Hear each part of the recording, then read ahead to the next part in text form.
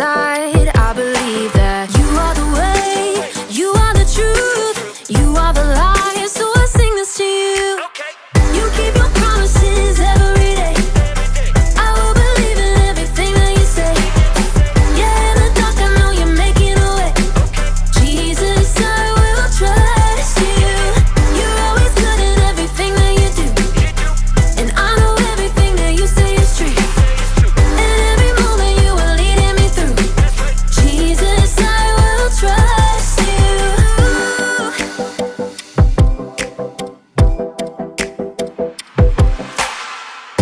I wanna be honest and true, and do what's right the way you do. You're teaching me to take a stand and live for you, 'cause I believe that you are the way, you are the truth, you are the light. So I sing this to you. You keep your promises every day. I will believe in everything that you say. Yeah, in the dark I know you're making a way. Jesus, I will trust you. You're always good in everything that you do, and I know everything that you say is true. And every moment you are leading me through. Jesus, I will trust you. Even in the moments I feel alone, I know I can trust that you're working and holding my world in your hands. Even in the moments I feel alone, I know I can trust that you're working and holding my world in your hands. You are the way, you are the truth, you are the life. So I sing this to you. You keep your promises every day. I will believe in everything that you say. Yeah, in the dark I know you're making a way. Jesus, I will trust you. You're always good in everything that you do, and I know everything that you say is true. And every moment you are leading me through. Jesus, I will trust you.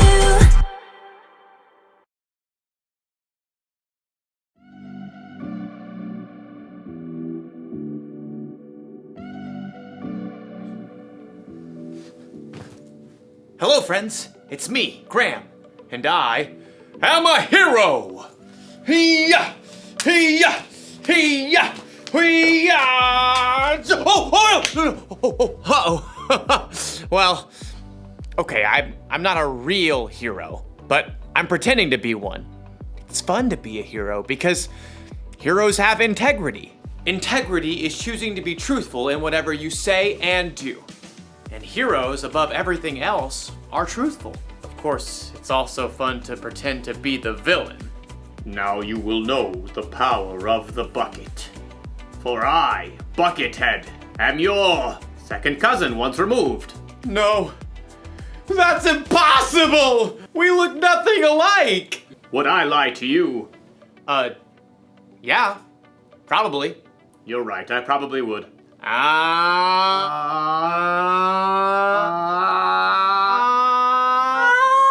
The good thing about pretending to be the bad guy is that I can stop pretending anytime I want.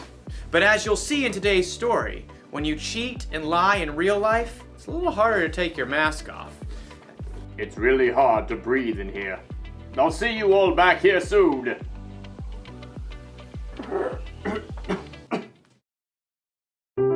The Bible. It's 66 books of history, stories, letters, and poetry that fit together to form God's one big story. The epic adventure of how He created us and loves us so much that He made a way to rescue us. As we travel through the Bible, from Genesis to Revelation, we discover people who met God and found their lives changed forever. Now, for an amazing story, inspired by the book of 2 Kings, chapter 5. Naaman was the commander of the army of Aram, one of Israel's greatest enemies. Forward march! Though Naaman was a wealthy man, he had one problem that no doctor could solve. He had a terrible skin disease. Make it go away. Then Naaman heard news of a prophet in Israel, Elisha, who might be able to help. But instead of going straight to Elisha, Naaman took rich gifts to the king of Israel, along with a letter from the king of his own land explaining how important he was. The king of Israel frowned as he read the letter from his enemy, the king of Aram. I am sending my servant Naaman to you with this letter. I want you to heal him of his skin disease. What? No! I'm not God. Your king is trying to pick a fight with me. But I just Not want... listening, not listening. La la la la la. The king of Israel made such a fuss that Elisha heard the news and sent a messenger. It was probably his trusted servant, Gehazi. I'm a good guy. Trust me. Gehazi took Elisha's message to the king. Elisha says tell the man to come to me. Gehazi raced back home to help Elisha prepare for the important visitor, and sure enough, the king of Israel sent Naaman straight to their doorstep. Gehazi peeked out the window. Look how low the chariot is riding. What's in the back? Embroidered robes and bags of something? Gehazi? Hurry up. You gotta look good for this guy. I'll get you your best robe. Nope, You're not wearing the robe? I'm not going out. Not going out? No, you are. My robe? What's wrong with your robe? It's old. It's not even a decent name brand like Melchizedek or Queen Jezebel. Elisha sent his servant out the door with a message for Naaman. Are you the prophet? No. But let me just say that is one excellent chariot. I see you got the golden hubcap. Where's Elisha? He says, go, wash yourself in the Jordan River 7 times. Then your skin will be healed. You will be pure and clean again. I thought Elisha would come out himself. I know, right? Look, can't he just say some words and wave his hand and, make me better? That's what I was thinking too. And the Jordan River? I mean, it's full of muck and tadpoles and... forget it. Naaman tore off, angry, but his servants convinced him to follow Elisha's instructions. Naaman dipped 7 times in the murky Jordan River, and when he rose from the water on his 7th time, What?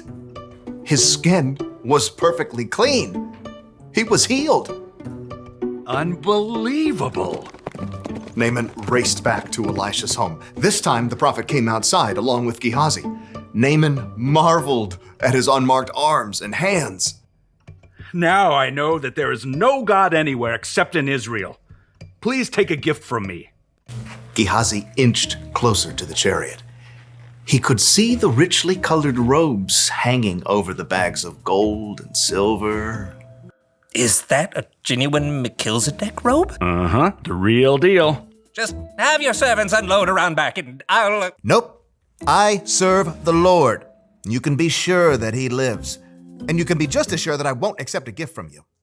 What? Please, I'm begging you. He's begging you, Elisha.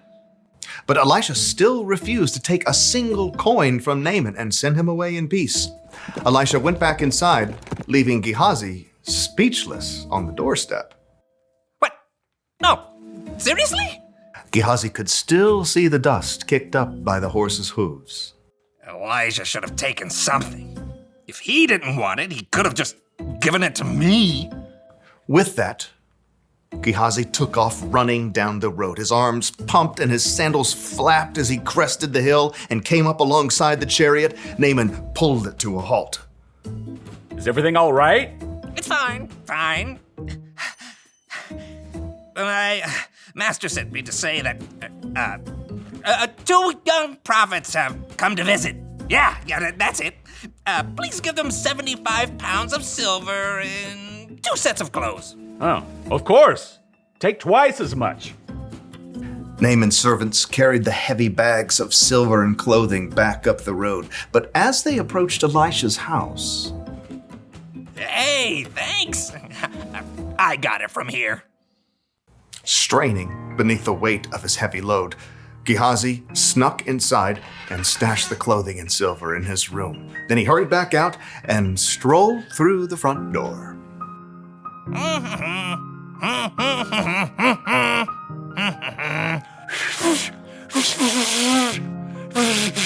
Can't whistle. Elisha studied him with sharp eyes. Where have you been? Who? Me? I didn't go anywhere. Didn't my spirit go with you? I know Naaman greeted you. I know you took money and clothes. I was just being nice to the horses, making their load lighter. You and your family after you will have Naaman's skin disease. Then I can't wear my new robes. Sure enough, Gehazi's skin was soon covered with sores, just like Naaman's was. Gehazi's lie had won him some new clothes, but it had cost him Elisha's trust and a full and healthy life.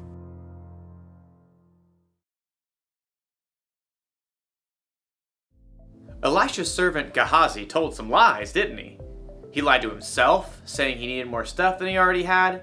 He lied to Naaman to get the stuff. Then he lied to Elisha about all of it. Maybe Gehazi wasn't a bad guy, but would you be able to trust somebody like that? Never! What if someone lied to you? What if they said they were going to keep a secret, but they let it slip out? Or if they said they'd do one thing, but then did something else instead? Do you still trust them? Oh no! It's harder to trust people after they've let you down, right? Correct!